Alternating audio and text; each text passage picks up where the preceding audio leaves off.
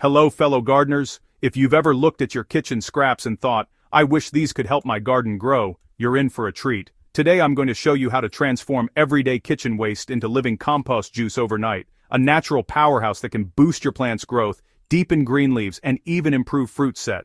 On Soil Sage Chronicles, we're all about practical, effective techniques that save you money, reduce waste, and supercharge your garden, and this method checks all three boxes. Fermented Plant Juice, or FPJ, is a cornerstone of organic and Korean natural farming practices. It's a liquid fertilizer made from plant material that has been fermented with sugar to encourage beneficial microbes. These microbes not only help break down nutrients in your soil, but also make them immediately available to your plants. The beauty of FPJ is that it's quick, inexpensive, and incredibly versatile. With the right ratios and techniques, even a small batch made overnight can invigorate your garden like nothing else. FPJ isn't magic, it's science made simple. When plant material ferments with sugar, microorganisms like lactic acid bacteria multiply, creating a nutrient-rich solution packed with enzymes, amino acids, and growth-stimulating compounds. Unlike commercial fertilizers that provide nutrients in isolation, FPJ enhances the soil microbiome, which helps plants absorb nutrients naturally. Using FPJ correctly means your garden benefits without the risk of chemical overload. The key is passing accurate information and using the correct ratios. Too little sugar or plant material can produce weak juice, while too much can create off-smelling or ineffective results. Today, I'll guide you step by step with practical examples for your garden size, so you can skip the trial and error and go straight to thriving plants. One of the things I love about FPJ is its simplicity. You don't need expensive ingredients, just kitchen scraps, a little sugar, and a clean jar. The plant material can be anything from vegetable peels, fruit skins, herb clippings, or even leafy greens from your garden. Freshness is key, so always avoid rotting or moldy scraps. For sugar, I recommend brown sugar or jaggery. This feeds the microbes during fermentation and helps create a potent, effective FPJ. You'll also need a clean container. A wide-mouth jar works perfectly, a breathable cloth to cover it, and a stirring stick. Measuring scales are helpful to keep ratios accurate, but if you don't have one, estimating equal volumes of sugar and plant material works fine for most small batches. Let's dive into the process. The goal here is to keep it simple, efficient, and correct. I usually work with 2 identical batches for comparison, one from leafy greens, another from fruit peels, to see which gives my plants the best results. Alright, step 1 is to prepare your plant material. Go ahead and chop your scraps into small pieces. The finer they are, the faster they'll ferment, which is pretty handy. For my standard batch, I use roughly 100 grams of plant material for every 100 grams of sugar. This 1-to-1 ratio by weight really helps ensure a balanced fermentation.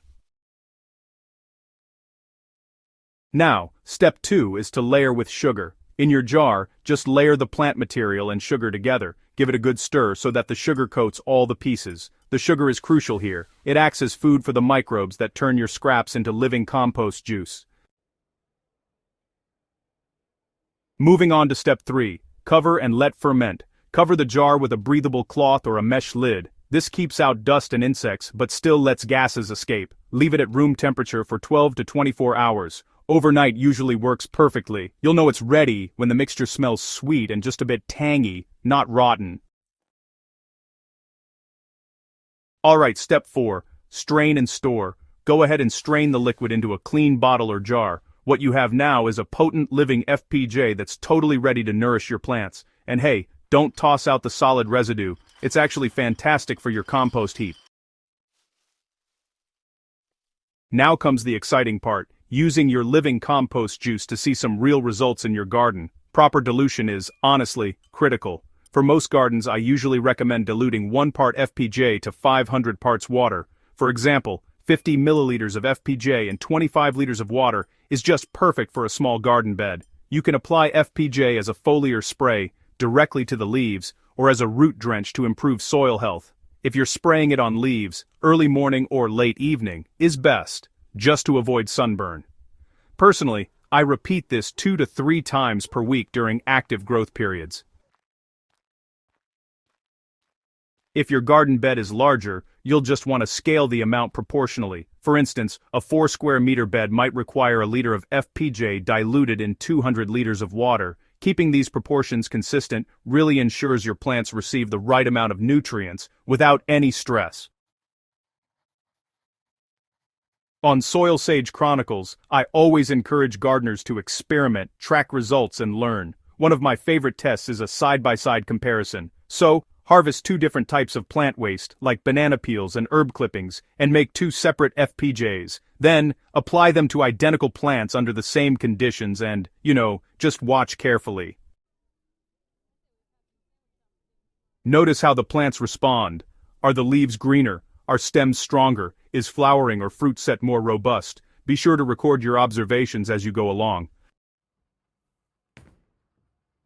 Even though FPJ is simple, a few key practices make all the difference. Always use clean utensils and containers to prevent contamination. Keep the fermentation period short. Overnight is usually perfect, since longer fermentation can produce unpleasant smells and reduce effectiveness.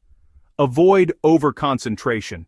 FPJ is powerful, but applying it undiluted can harm roots or leaves. Stick to the recommended 1 to 500 dilution ratio for most applications, and, adjust slightly based on how your plants respond. And remember, observation is key. Healthy, thriving plants are the best measure of your FPJ's success. Finally, don't discard the solids after straining. Add them to your compost heap to further enrich your soil. This closed-loop approach keeps your garden healthy, reduces waste, and maximizes nutrient recycling. FPJ is one of those techniques that feels like magic, but it's grounded in biology and observation. By transforming your kitchen scraps into a nutrient-packed living fertilizer, you're not just feeding your plants, you're feeding the soil, the microbiome, and ultimately, the ecosystem of your garden. Using FPJ correctly requires accurate ratios, careful application, and consistent observation, but the rewards are undeniable. Greener leaves, stronger stems improve fruiting in a thriving, resilient garden. It's sustainable, affordable, and, honestly, incredibly satisfying to know that yesterday's vegetable peels are today's plant booster. Whether you're a beginner or a seasoned gardener, FPJ is a tool you'll return to again and again. I encourage you to experiment, observe, and share your results. Remember, in gardening, knowledge shared is growth multiplied. So, fellow soil lovers, grab your kitchen scraps tonight and start your FPJ journey. Watch your garden come alive with vigor and health, and enjoy the satisfaction of turning waste into growth. If you found this guide helpful, make sure to subscribe to Soil Sage Chronicles for more hands-on gardening wisdom and tips, and share it with fellow gardeners who want to see their plants thrive. Your garden, and your kitchen scraps, will thank you.